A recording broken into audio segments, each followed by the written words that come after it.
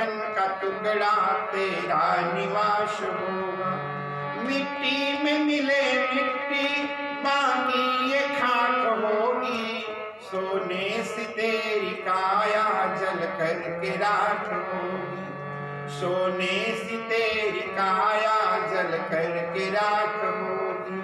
दुनिया को त्याग तेरा मरघट में वास होगा, 2 गज कफन का टुकड़ा तेरा निवास होगा। प्रभु का नाम जप ले भव सिंधु पार होंगे, मोह माया में फंस कर जीवन अमोल खोते। हरि का नाम जप ले बेड़ा जो पार होगा, 2 गज कफन का टुकड़ा तेरा निवास होगा।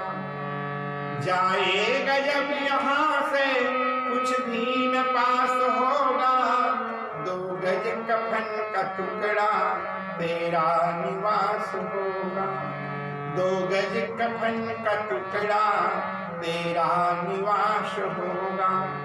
इस प्रकार से संसार है और इस संसार में जो भी आए हैं ये सच्चाई है मेरे भाई बहनों, इसको ठुकराया नहीं जा सकता, इसको किसी भी प्रकार से अलग नहीं किया जा सकता। ये संसार है, संसार में सुख और दुख जीव को अपने कर्मानुसार उस फल को। जैसी उस आवाज को सुना हरिश्चंद्र दौड़ करके आया, आकर के बोले इतनी रात को कौन डायन की तरह आकर के, और कभी रात्रिकालीन मेला में ऐसा अंतिम संस्कार करने के लिए रुक जा, जब तक तेरी कफन की कीमत नहीं ले लूं, जलाने का कीमत ना ले लूं, तेरी कफन ना ले लूं, तब तक तू चिता के ऊपर अपनी लाश को नहीं रख सकती। कौन है तू, रुक जा। बोले भैया मेरे पास कफन नहीं है, अपनी आंचल को फाड़ करके मैं इसके शरीर में डाली हूं, कफन मत उठा भैया।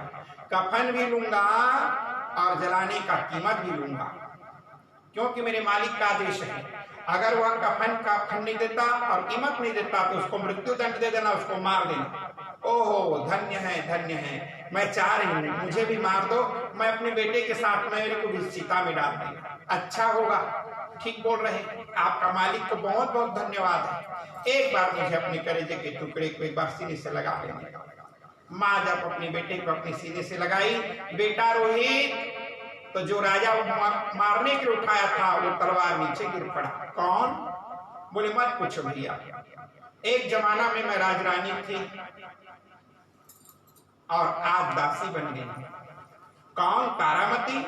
आप कौन? बोले मैं राजा हरिश्चंद्र। ओ स्वामी आप? बोले रानी तू, ये क्या हो गया? बोले हमारे कलेजे का टुकड़ा नहीं रहा।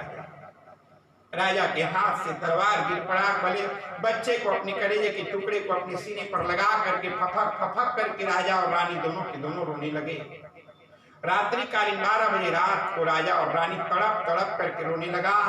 रोते रोते रोते रोते रोते जब राजा ने कहा क्या बताऊं रानी, मैं किम कर्तव्य विमोह नहीं हो सकता, मैं अपनी अभी कर्तव्य ड्यूटी पर खड़ा हुआ हूँ, कर्तव्य पथ पर खड़ा हुआ हूँ और मेरे मालिक का यही आदेश है कि तुमको कफन लेना पड़ेगा। क्या करूं? मेरा ही बच्चा है, लेकिन तो भी मैं अपनी इस कर्तव्य से विमुख नहीं हो सकता। कफन दो नहीं तुम्हें मृत्यु दंड। बोले बहुत बढ़िया, क्या हुआ? पति के हाथ से मेरी मृत्यु हो जाएगी राजा?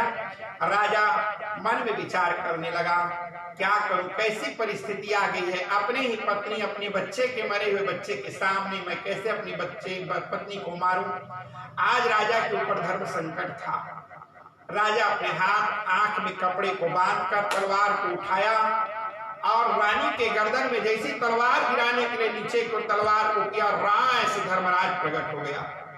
वाह वाह राजा, तू जीत गया और हम सारी देवता हार गए। ये परीक्षा तू अकेले नहीं, देख नेत्र को खोल के तेरे सामने में कौन कौन खड़ा है।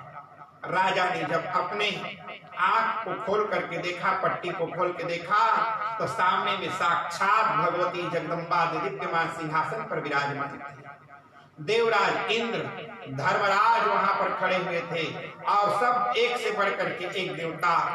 स्वयं देवराज इंद्र को मां भगवती ने कहा, अरे इंद्र। बोले हाँ मां, इस बच्चे के ऊपर में अमृत का सिंचन कर दे। और मां भगवती के आदेश को पाकर के देवराज इंद्र ने बच्चे के ऊपर में अमृत का सिंचन कर दिया और आज वह बच्चा पुनः उठ करके बैठ गया। और मां भगवती ने कहा, मैं तुम्हारे घर की कुल देवी हूं। तुम्हारे सूर्यवंशी राजा लोग अपराजिते नमस्तेस्तु, नमस्ते राम पूजिता, यज्ञारंभम करिष्यामि सिद्धिर्भवतु नः सदा। मैं अपराजिता नाम से सूर्यवंशी राजाओं से पूजित होती हूँ। लोग मेरी पूजा करते हैं राजन। शाकंभरी के नाम से मेरी पूजा होती है। उस पूर्णिमा के दिन लोग मेरी पूजा करके उस दिन मेरी विशेष अलोना का भोग लगाते हैं। लोग अपराजिता मां भगवती देवी के मान वही शताक्षी देवी के रूप में, आगे चल करके शाकंभरी के रूप में, यही मां अपराजिता के रूप में मां भगवती प्रकट होकर के सूर्यवंशी राजाओं की कुल देवी प्रागट होकर के बच्चे की रक्षा की। और राजा, तूने धर्म के मार्ग पर चलता है। जो व्यक्ति परेशान तो होता है लेकिन परास्त नहीं होता। आज तो सत्य के मार्ग पर चलने के कारण जाओ, हम देवताओं से तुम्हारा राज्य सुरक्षित है और तू पति पत्नी और पुत्र के साथ अखंड राज्य कर। मां भगवती आशीर्वाद प्रदान कर देती है।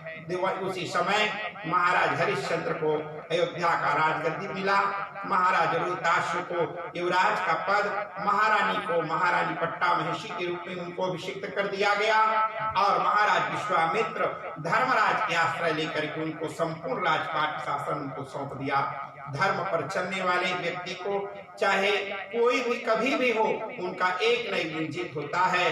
कहा जाता है, धर्म में डट जाना कोई बड़ी बात नहीं।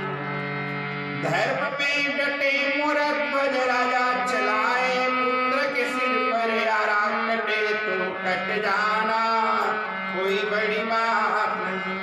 धर्म में डट जाना कोई बड़ी बात नहीं, कटे तो कट जाना कोई बड़ी बात नहीं। बोले जगदम्बा मैया की